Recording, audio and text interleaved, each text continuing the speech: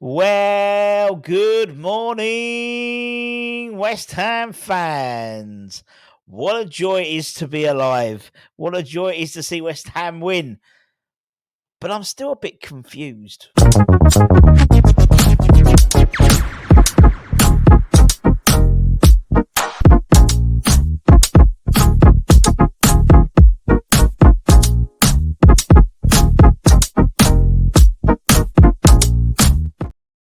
Well, a very good Monday to you all, isn't it? Isn't it nice when West Ham win a game? Isn't it nice? I feel sort of a little warm, fuzzy feeling inside. Obviously, 2-1 victory against Man United, rather, at the London Stadium yesterday. And I think it's fair to say we lucked out on one, got a bit of the rub of the green, which is the first time that's happened for a long time at West Ham, particularly this season.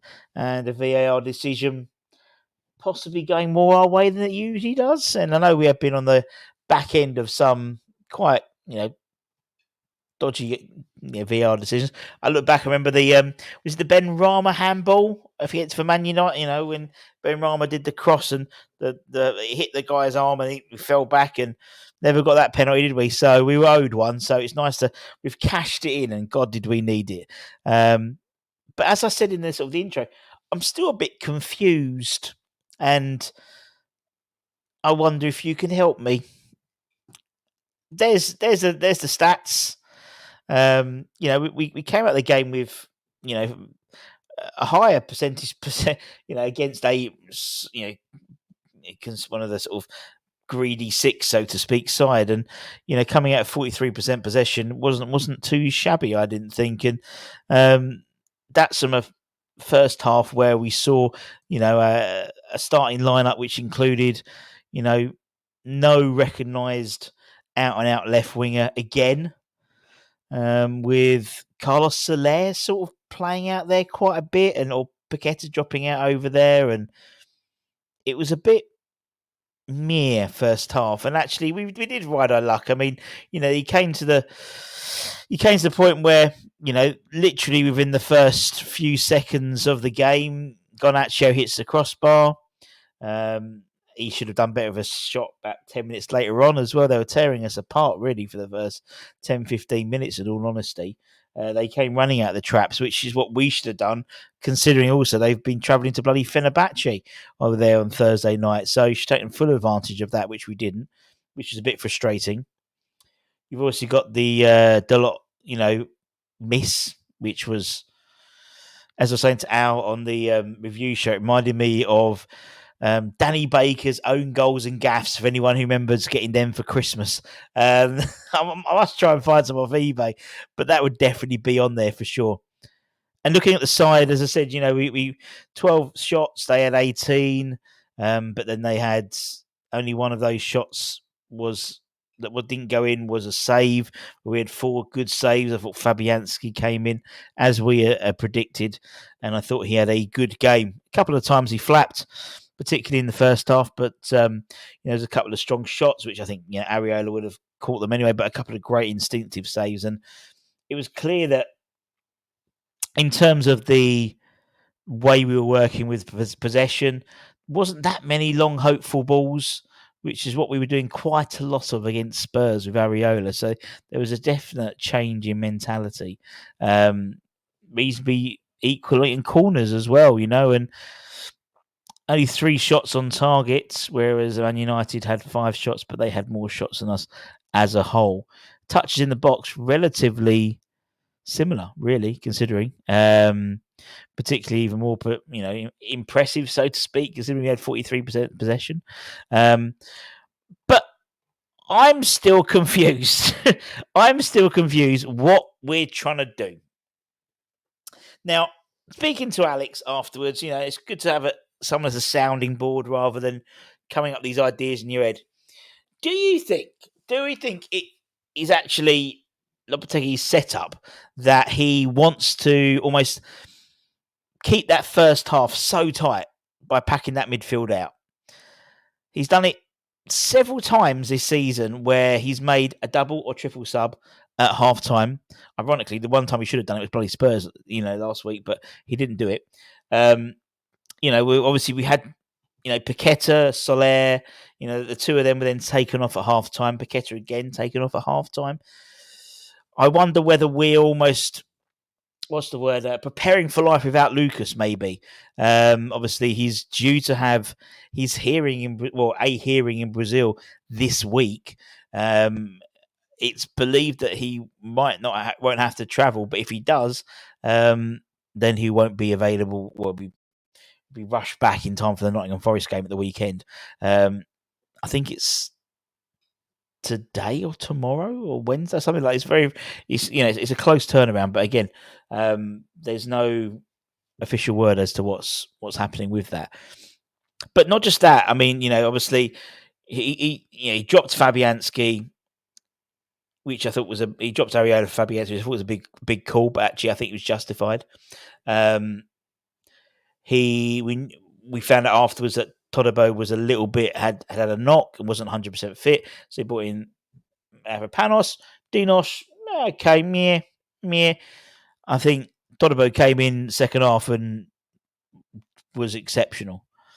For someone who, if he's not fully fit, fuck me, he had a good second half, that's for sure. Again, Max Kilman, fantastic performance from him. As I said to Alex, I can think of maybe one better English centre half at the moment in form. Obviously, Lee Carsley, the current interim manager of England, was in attendance yesterday, and you think he was looking obviously Rashford and Bowen, but Max would have shone in my eyes, and Aaron as well. I mean, fantastic game. But what position is Aaron Wan-Bissaka and Emerson playing? They're on the team sheet as right back, but they don't play as right back or left back. If you look at his heat map, Wan-Bissaka, I thought had an exceptional game. And obviously Somerville got the plaudits.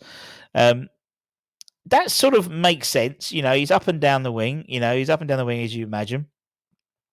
74 touches in the game, 77 pass completion rate, 7 clearances. I think he had 3 interceptions as well. And I thought he was brilliant. From a defensive perspective, and I thought he was bringing the ball quite a lot forward as well, which was encouraging to see. And hopefully we see an absolute fucking bargain, 15 million quid or whatever, absolute bargain for the 26-year-old.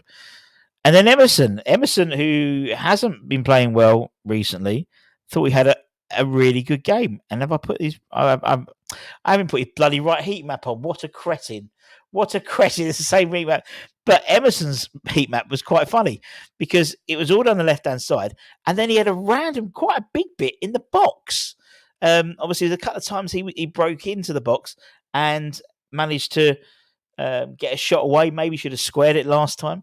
But, he had a really good game. But again, I'm still a little bit confused as to how we're set up. It seems there's still a lot of question marks around the way we're playing. There was some nice football at times. I mean, Emerson had, what was his stats? He 82% pass completion rate, 57 touches. Shots on target 1, shots off target 1. Big chances missed 1. 1 foul. 2 interceptions. A couple of dribbles, 3 clearances as well. But I think there's that question. What the hell are our fullbacks? Are they fullbacks or are they trying? It was almost at times we were playing 3 at the back. And it was almost at times where they were sort of tucked in almost as extra midfielders. I still don't understand how it all works, to be honest. And I think that might be, for me, some of the reasons why we've seen in different performances. Because it seems we play better when we're on the front foot. We play better when we're confident as well, which is what you would imagine. But when the chips are down, it seems we don't really know what we're doing. And that's what still worries me a bit. So we won, yes, but I'm still confused. I think... and I think Emerson had a fantastic game as well. All over and that's what you want from Emerson. That's what you want from Edson. You want him all over the place. From a defensive perspective, yes, he was doing a lot of blocking. He was literally a reasonable heat spot, pretty much in the in the centre of defence, really as well. But that's what you want. You want him everywhere. You want him everywhere. 62 touches, 89% pass completion. Lost the ball a few times as well, but I think everyone lost the ball a little bit. There was a period, particularly in the second half, 15-minute period, I'd say 10, 15, where no one, Man United or West Ham, no one had any of the possession. It was very, very bitty. It was very, very bitty. Again, we used all our substitutes. Obviously, 3 coming off at half time. I sort of alluded to that fact because I saw literally Todibo Kate was like, as soon as the whistle went and the teams are off, Todibo was out doing quite intensive warm up, and then Somerville joins him. Obviously, we can talk about Somerville. Fantastic, just night and day on that left hand side. Part of me thinks Emerson came alive that second half as well because he was getting forward a bit. But sometimes he'll have Paqueta in front of him. Sometimes he'll have Soler in front of him. With Somerville in front of him, an actual left winger, he seemed a lot better. And I think, his best games last few seasons, were when he had a left winger in front of him, whether it be Ben Rama, for example, and would play off Ben Rama quite nicely. I can see a nice, hopefully, if he's selected, a nice partnership developing with Somerville. And wasn't it nice to see when he scored, who was the first person he ran to? I know he got booked for taking his shot off, but Kudus. And that was a bit of really nice team bonding, a bit of overt team spirit. It may well be a case that's we see that that's in the training ground and all the time, but it was nice to see a bit of togetherness, something which we haven't had for a long time this season. We've seen very distraught. We seem like 11 individuals, but yesterday we seemed like a team. It wasn't a classic match. We rode our luck, but we were in a position to take advantage of riding our luck as well.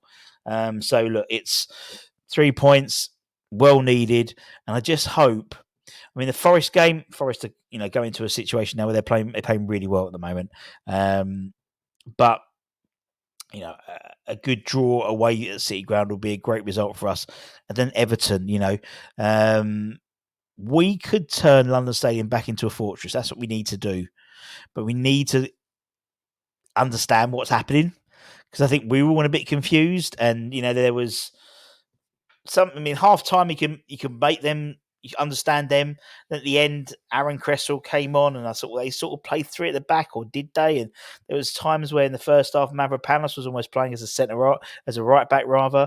And they'd all moved along one, and Alvarez has slotted into the second, and Wan-Bissaka had moved on, and it seemed at times that our fullbacks were pushing ahead but not tracking back quick enough, or they weren't being covered.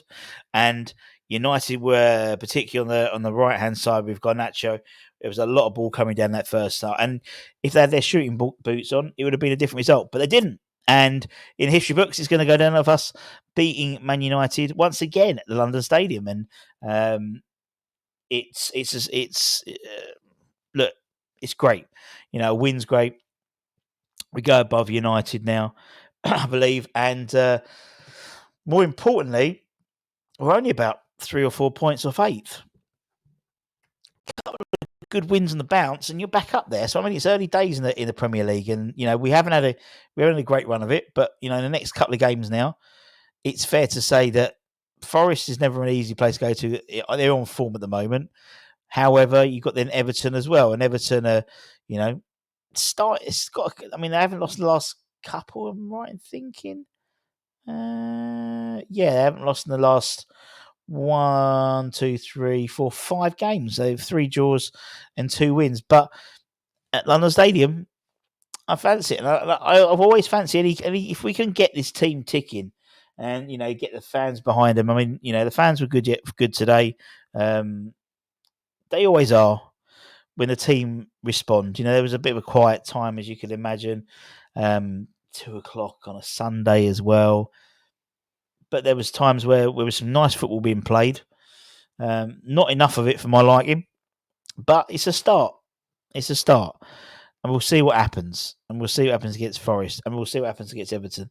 Then we've got an international break, and then we'll see what happens away to Newcastle. Potentially Newcastle with Nicholas Fulkrug back in the side. Potentially with Kudus back in the side. I don't think so. I think he's going to get another three match ban on top of his existing 3-match ban. But you never know. But it was great to see Summerville taking his opportunity, and good finish. Tight angle. If you see it slowly, it's really hard to get that goal in. To be perfectly honest, but he did the job, and he's a lot stronger than I gave him credit for. But yeah, let's see what happens. But I just always give you my thoughts, and if you can give me some idea of what he's trying to do, I'd really appreciate it, because I'm a bit lost, I'll be honest. Anyway, take care, stay safe, stay warm, stay humble, keep the faith. Come on, you Irons. I'll be doing Hammers headlines, talking about all the loan signings and how things are doing. And then we've got the Academy show later on. Indifferent for the 18s and 21s over the weekend. But some good loan performances for some of the Academy players as well. So take care. Much love. See you soon. Bye.